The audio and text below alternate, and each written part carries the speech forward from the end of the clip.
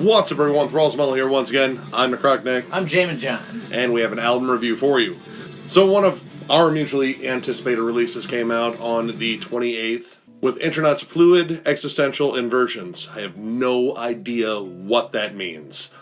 But either, and I didn't look it up. They came out with an album, which is awesome because I love this band. They're from LA, they've been around since 2004, and this is their 6th full length. And their style is kind of their own, really. It's sludge metal, it's prog metal, it's post metal, it's technical. I mean, they are now. They've definitely progressed. Oh yeah. When they started, I think their earlier stuff, I think everybody was kind of on that Mastodon bandwagon.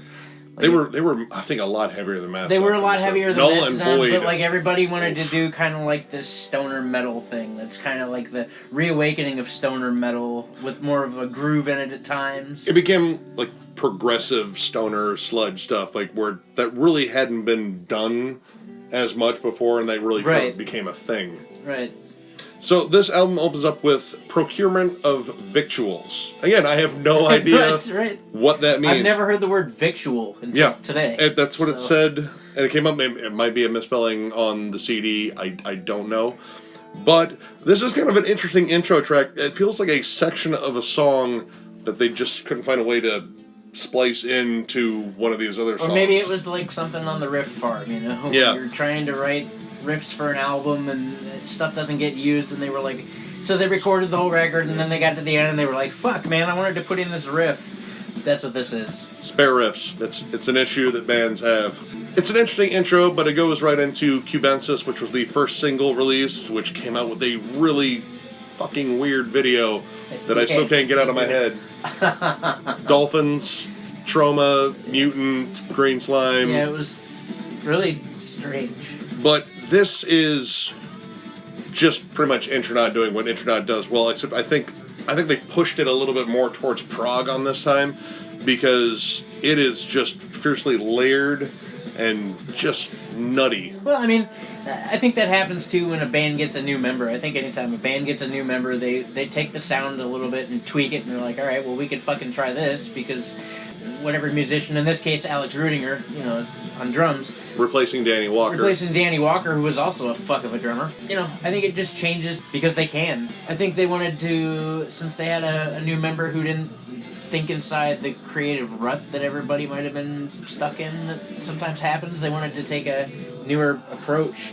Alex does a fantastic job on here. He imitates Danny Walker's style, which is polyrhythmic, very jazzy, loaded with intricate cymbal work and fills, and I don't really think he brings his own real flair to it, because I think his own flair is definitely more like the technical death side. This is very fluid, much like the title, and just jazzy and hard to keep up with sometimes. This guy is just owning it on this album, and the drums are mixed to where they're really out front. It seems like everyone's kind of out front in the mix except for the guitars.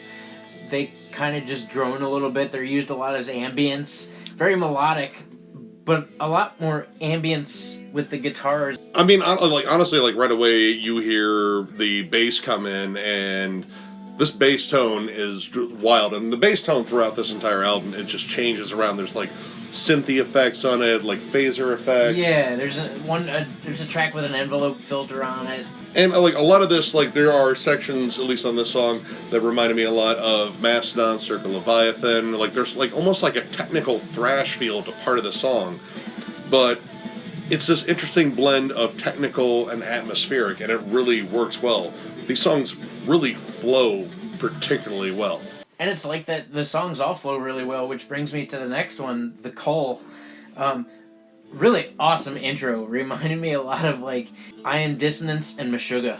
Meshuggah right away. Honestly, the intro part kind of reminded me of the beginning of Shed off of Catch 33, which was the one song in there that worked as just one song. Right.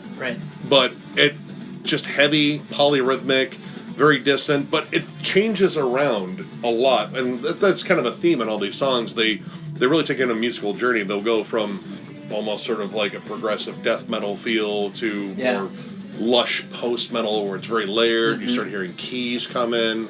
And in terms of building songs, that is what they excel at. They really build these musical journeys. The vocalist, too, is all over the map. Yes. All over the map.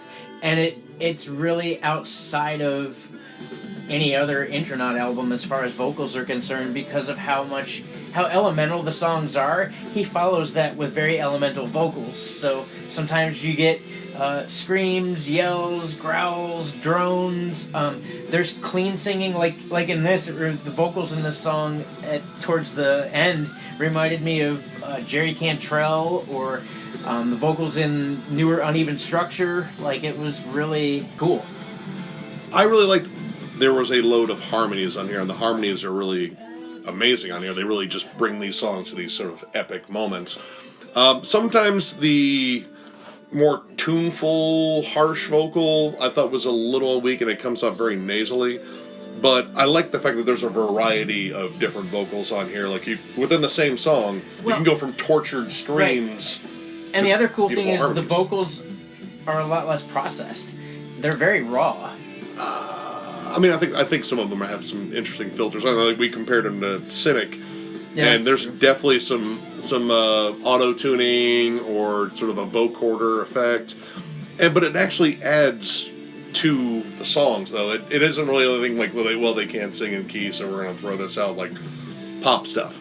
This is a cool effect that adds to the sort of dreaminess or ambience of the song. Speaking of orbs, actually uses that quite a bit. It almost has a robotic cadence to it, which I thought was really cool. And there was parts on here that actually reminded me of like heavier alternative bands like Hum, which is a weird band to bring up because they were just kind of an odd splash. I haven't heard that name in years.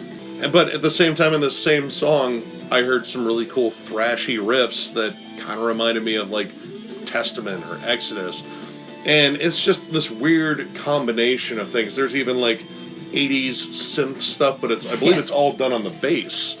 I don't know, listen to it, see what you think, because he said synth and I said I think it's bass guitar.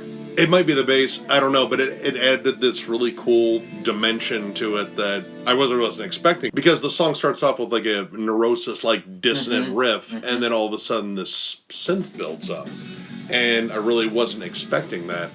But it really added to the song. But again, they work in interesting melodies that are just layered in there, so you're greeted to a wall of sound, but at the same time, like some serious technical proficiency. It isn't just, repeated tremolo strumming for atmosphere. There's layered melodies and guitar parts in here that are just incredible.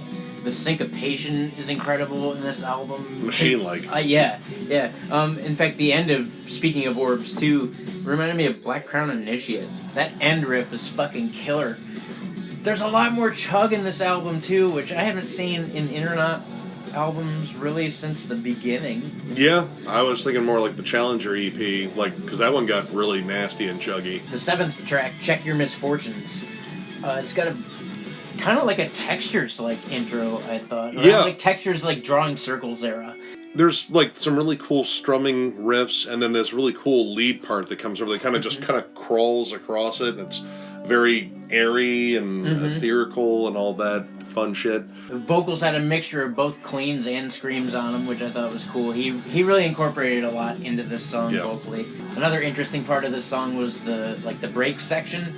It felt very Incubus, like Make Yourself era. I know, I heard Incubus. it. Or Morning View. It had like the Mike Anzinger sort of style where it's just kind of heavy but poppy, and it sounded like it was written on a beach. Yep. Like, it just kind of had that feel to it, and it's very, very catchy. It builds really well into this whole song, and it stays in the song too. Like, it just kind of gets pushed from the front all the way to the back, while other layered melodies come in, and it really, really, really works. And then it ends with an atmospheric section that reminds me kind of if Exvius was a post-metal band. The post-metal comparisons definitely come in a lot. There are definitely moments where they just break for lush atmosphere, that very full sound, where you have just layered keys in there and lots of strummed dissonance. It really is just amazing.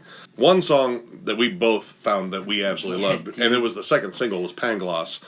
This one just is probably the most straightforward song on here. It just brings the riffs. And the riff that carries this song is an absolute banger. Just like a straightforward stomp. The second I heard it, I immediately, because I listened to it at work, and then I thought of him, and I was like, dude, jam the new Intronaut. Very groove-oriented. It stays pretty much, like, in the pocket. It gets polyrhythmic, but it always has this steady groove to it. And that's kind of one of the things where I think this band might be challenging for some people that are, like, a little bit more casual fans. The drumming on here is very intricate. There's lots of off-time stuff, and you can kind of get lost in some moments. Even I do every now and then. I've been listening to this band for years. This song right here is the hook. Yeah. This one really could bring in people that don't get into the most technical stuff, but this actually is very riff-oriented. You still get, like, really lush atmosphere in here again. There's a cool kind of space rock part in the bridge. It's just amazing. It's like Cult of Luna meets Tool. I smoked a special cigarette before we jammed this album, and it was worth it. The closer, Sour Everythings, might be one of my favorite tracks on here. This one, again, brought the polyrhythmic madness. It's like Meshuggah. They were, a post-metal band, and they also were friends with a jazz band. It was like early Periphery, like really early Periphery, like the first album. Amazing songwriting. I really loved the bridge on here, because the bridge, honestly, might be one of the best Tool songs that Tool never wrote. Yep, the best, that's what I wrote, the best song that Adam Jones never wrote. Because the guitar tone sounds so much like Adam Jones, and the drum work that complements it has a very Danny Carey sort of feel. Like, there's lots of cool, like, tom work in there. Very melodic, too. It's a nice departure from Pangloss, which Pangloss was definitely more heavy. And it really just kind of completes the musical journey. Like, this is the big epic closer. It's kind of Tesseract-ish. I never stopped bobbing my head. Yeah. There was not a time during this song where I slowed down. Like, even when it switches parts and different time signatures, like, I never stopped bobbing my head. And also the polyrhythms on this could give any gent band or progressive rock band a run for their money as far as drum work and syncopation. It's just nuts. But it doesn't go too far to the point where, like, oh, this is too technical, I really can't get into it. Right, it doesn't go down a rabbit hole. Yeah. Like There's still loads of melody. Yeah. And if you dig that, then you'll definitely dig this album. So overall, I'm going to give this 4.5 stars. I think this is an incredible listen from start to finish. Minor issues with the vocals, but I still think they stepped up more from past albums vocally. It's just, sometimes they work, sometimes they don't, but most of the time they really worked. And, yeah, you can get kind of lost in this album, but it is a very rewarding listen across the board. I'm going to actually give it 5 stars. I think this is my first 5-star of the year. I don't have an issue with this record at all. It was produced beautifully. It was very clean, again, very ambient, very dissonant. The musicianship is stepped up all around. Me liking heavy music, too. There's definitely a lot more groove on this album and some really, really tasty, heavy riffs. I'm stoked on this record. I don't have a track I don't like, so I'm going to give it 5 stars, dude. I'm all about it. So, if you like the review, give it a thumbs up. And if you are new to the channel, subscribe, because if you do, you are entered in our giveaway for a Cryptopsy hoodie. Once we get to 1,000 subs, we're going to give that to one of you lucky people. And we are almost there, you guys. I checked this morning at work, and it said like 860... 7 or 8. 7 or 8 or somewhere in there. We're getting there. Thank you. Yeah. Thank you so much. I can't tell you guys how much we appreciate you coming here and watching us fuck around. So, so with a heartfelt thank you, we will sign off, and we will catch you guys later. Bye.